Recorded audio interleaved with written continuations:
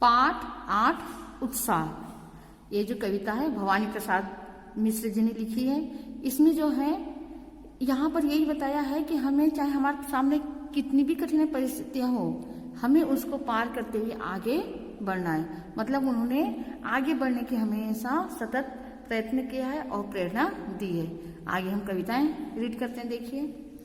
चलते चलो और चलते चलो, लहरों में लपटों में पलते चलो। यहाँ पर जो है कवि कहते हैं कि हमें निरंतर क्या करना चाहिए, चलते रहना चाहिए, हमें रुकना नहीं चाहिए। क्यों?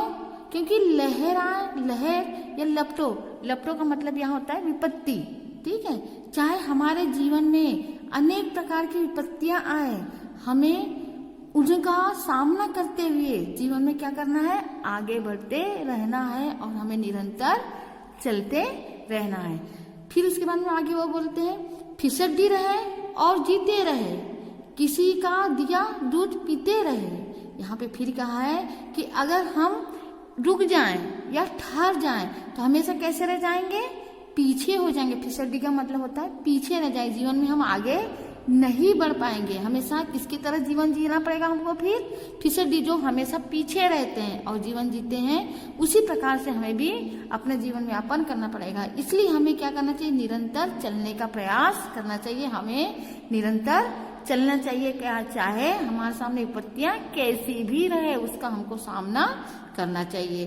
फिर है, किसी का दिया दूध पीते रहे। और यदि अगर हम किसी के सहारे अपना सारा जीवन हम व्यतीत कर दे तो उसमें जो है जीने में हमको आनंद की अनुभूति नहीं होगी। ये सब क्या होगी, हमें जो है बुरा, मतलब हमारी जिंदगी कैसी हो जाएगी, हमेशा दूसरे के सहारे रहने वाले और समय व्यतीत करने वाले जैसे ही हो जाएगी। इसलिए हमें ऐसी जिंदगी नहीं जीना है।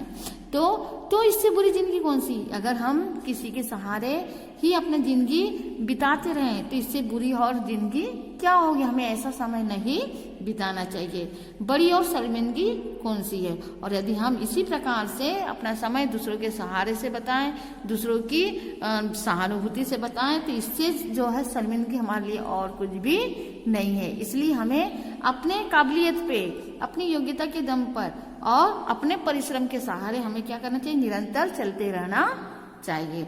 आगे देखिए, फिर ये आराम छोड़ो उबलते चलो, लहरों में लपटों में पलते चलो। फिर यहाँ पे कवि कहते हैं कि तुम आलस्य को छोड़ो, किसको छोड़ो, आलस्य को छोड़ो और निरंतर आगे बढ़ते चलो, परिश्रम करते रहो, संघर्ष करते रहो और लहरों में लपटों में पलते चलो। और इसी प्रकार से संघर्ष करते हुए, परिस्थिति का सामना करते हुए तुम आगे बढ़ते चलो। यही बताने का प्रयास क्या है। फिर इसके बारे में यही कहा गया है कि भला यात्रा का मुहूर्त भी है, या मुहूर्त का मतलब समय होता है।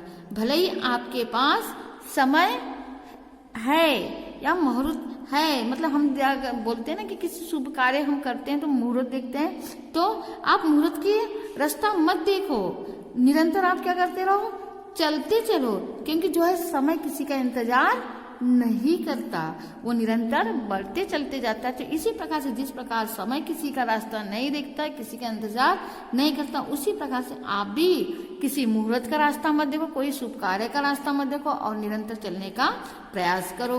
कहीं बैठ रहने की सूरत भी है, और अगर आप उचित मूल्य समय देख करके या मुहूर्त देख करके तुम बैठे रह जाओगे तो तुम निरंतर कैसे हो जाओगे, पीछे हो जाओगे और अपने लक्ष्य को प्राप्त करने में असफल हो जाओगे। इसलिए आप समय के साथ चलो। किसके साथ चलो, समय के साथ चलो, कोई मुहूर्त वगैरह मत देखो।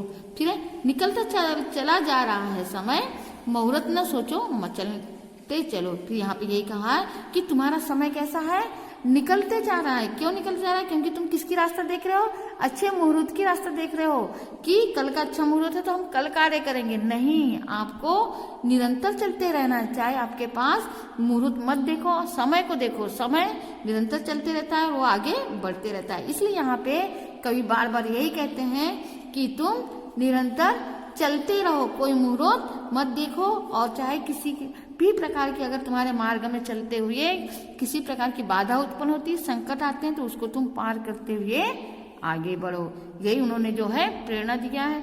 फिर आगे देखिए, कभी तुम शेर थे ठीक है, उसी ख्याल में डूबा लीक है, जमाना कहाँ से कहाँ जा चुका, जरा भाग अपना बदलते चलो, लहरों में लपटों में पलटे चलो। यहाँ पे फिर कवि पुनः कहते हैं कि कभी तुम कैसे थे, शेर थे, शेर मतलब शेर के भांति सर्वनिष्ठ थे, सबके प्रिय थे और उसी ख्याल में, और तुम ये मत सोचो कि तुम जो हमारा अतीत था, मतलब अच्छा समय था, अतीत था, तो तुम उसी के ख्याल में, उसी की यादों में अपना समय मत बिताओ, बल्कि हमको और आगे करना है और आगे बढ़ना है। इसके लिए हमें कार्य करना है, इसके बारे में सोचो, न कि तुम अपने पुराने समय को याद करते हुए अपना समय व्यतीत करो। अगर आप ऐसे व्यतीत करते ही रह जाओगे और अपने पुराने समय को याद करते रह जाओगे तो तुम हमेशा कैसे रह जाओगे, पीछे रह जाओगे।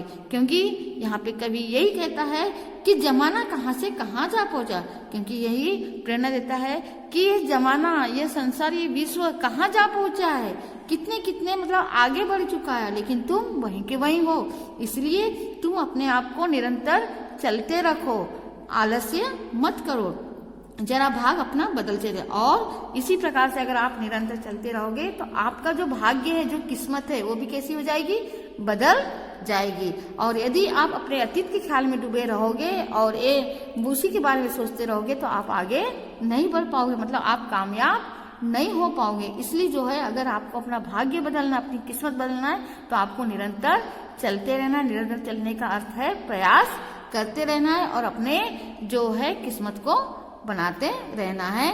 और इसी प्रकार से यहाँ पे कई बार यही प्रेरणा देता है कि तुमको निरंतर चलते रहना, चाहे आपके मार्ग पर अनेक प्रकार की बाधाएं उत्पन्न हो या आपको संघर्ष करना पड़े, लेकिन आपको घबराना नहीं है, निरंतर आगे बढ़ते रहना है।